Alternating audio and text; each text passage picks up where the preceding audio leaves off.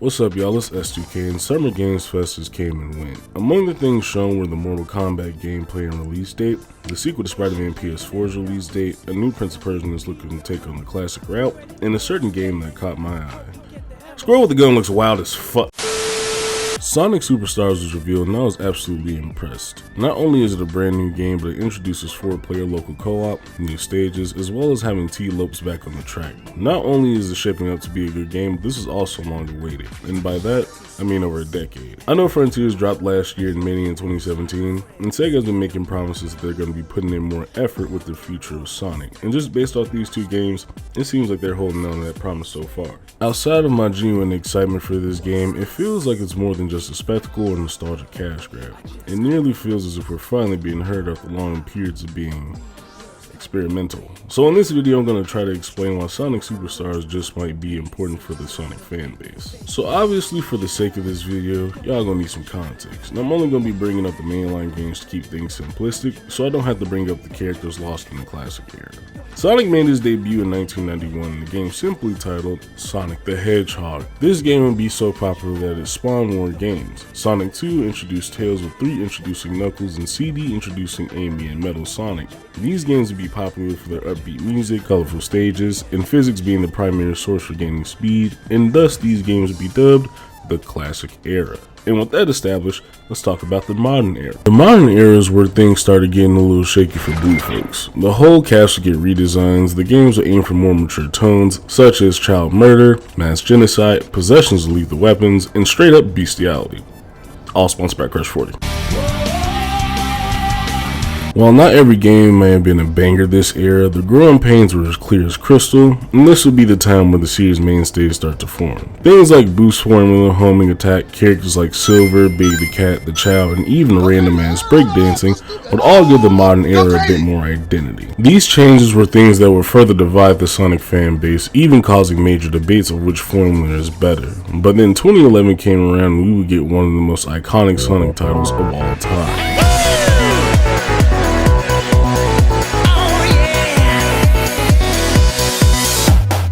Sonic Generations would be the game that would give us both the modern and classic styles of gameplay, as well as putting both Sonics in each other's iconic levels. Green Hill, Sky Islands, City Escape, Seaside Hill, you get the gist. While the game would be received well, the feel of classic Sonic felt a bit altered to fit more of a modern take, which wasn't terrible, but this kind of created a gateway for more ways to represent the classic gameplay. That gateway wouldn't be touched until years later. Sega teamed up with Christian Whitehead, who mainly worked on ports of classic Sonic games, to make a new classic style game, that game being Sonic Mania. And before we move on with the topic of Sonic Mania, let me just remind y'all, not only did this game have a 5-year gap from Generations, but there were attempts at making the classic formula games with the modern Sonic prior to Generations. Now I know I'd said I only focus on the mainline games, but I can't talk about the progression of 2D Sonic without bringing up the Sonic Advance series. The Sonic Advance games released in the early 2000s were exclusive to the Game Boy Advance, and these games were as close to classics as we get in the modern era, keeping the modern design and style, while giving us a more visually pleasing style of sprite work and classic side-scrolling gameplay. While everyone is claiming from their ports of Sonic, I'm still wondering why this ain't available on the Switch Advance catalog. Like, what the fuck? What is taking so long? And then we got this sack of shit. This was aiming to put modern Sonic in a classic style yet again, which it did, but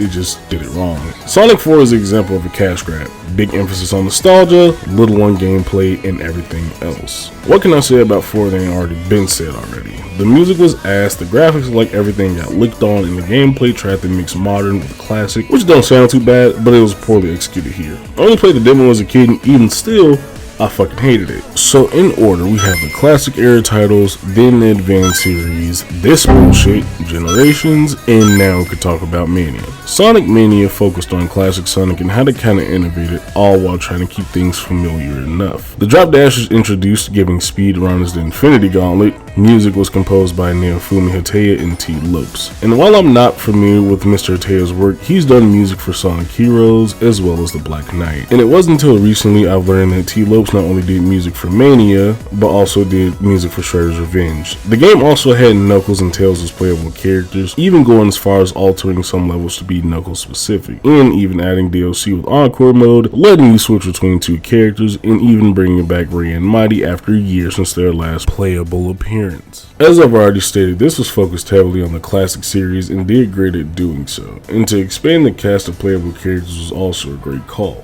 Further expanding the classic era games to damn near feel like it's its own subgenre. If I'm gonna be honest, I hope it continues to be this way. And why not? The Mario franchise had that going for years. With every few 2D games, a 3D more open area style Mario game felt more rewarding. Now I'm not saying we need an overhaul of 2D Sonic, I just feel as if these games had got the same attention as modern games, the franchise's reputation could be a bit more clean. Because the same year Mania dropped, Sonic Forces was such a letdown, not even classic Sonic could help it. Forces felt exactly what it was called, forced. While I typically don't give a damn about the story, it was unmemorable. So much so I forgot why classic Sonic was even there, but I love that they added the drop dash for Mania. And the gameplay wasn't terrible, it just felt stale, as well as having classic Sonic feel stiff, which is crazy because this was after Mania, which Sonic felt like he hadn't aged a day. And Forces would be the last game we would see classic Sonic in up until now, and this just makes the wait worth it. And I could tell just based off the trailers, we don't have the semi-clunky modernized classic Sonic gameplay anymore.